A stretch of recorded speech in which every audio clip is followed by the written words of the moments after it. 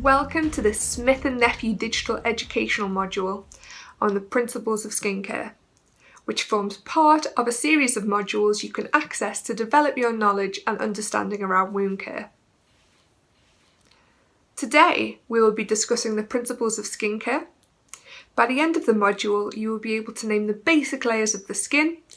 You will be able to recall the importance of the acid mantle in maintaining healthy skin.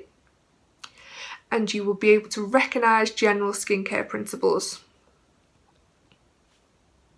The skin is huge. It's the largest organ of the body, contributing to around 16% of our whole body weight.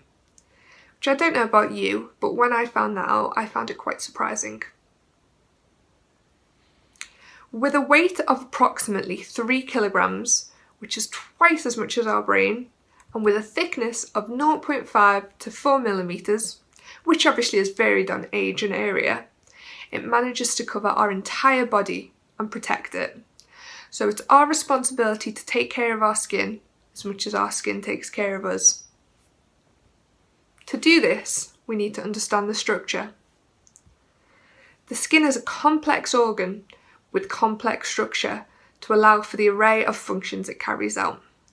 To simplify it, it's comprised of 2 main layers, the epidermis and the dermis, and then we have the subcutaneous layer that can be found beneath the dermis.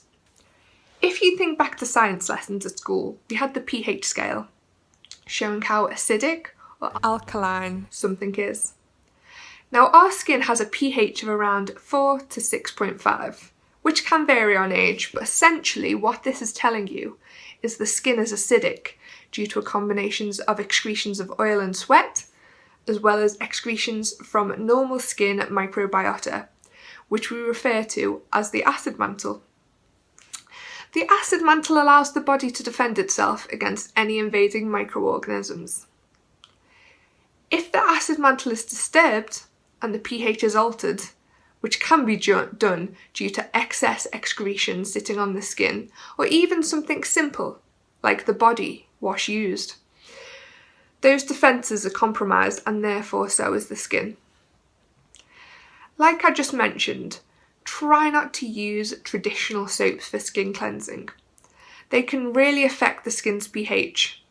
Try and use pH balanced foam cleansers and washes where possible to avoid any skin irritation, especially when it comes to vulnerable skin.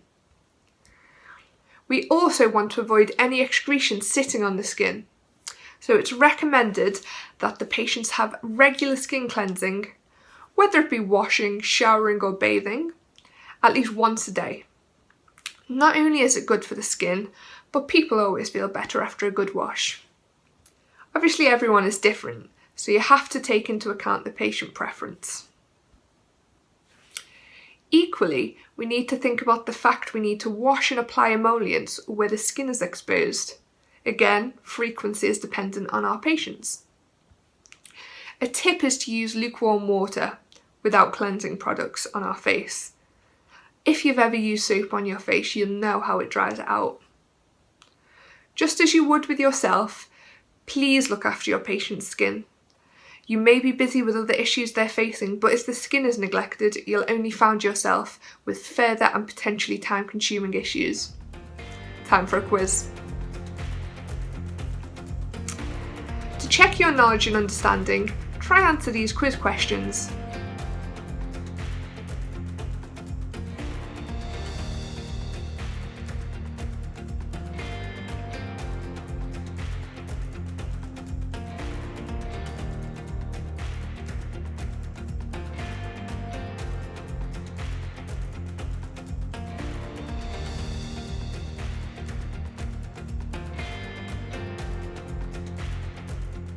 Du har nu gennemført dette Smith+Nephews Wound Club Online Modul.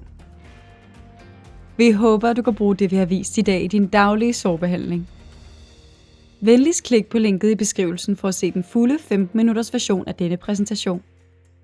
Efter gennemførelsen har du mulighed for at printe et certifikat. Tak fordi du så med i dag. Husk at se vores andre moduler om sårbehandling.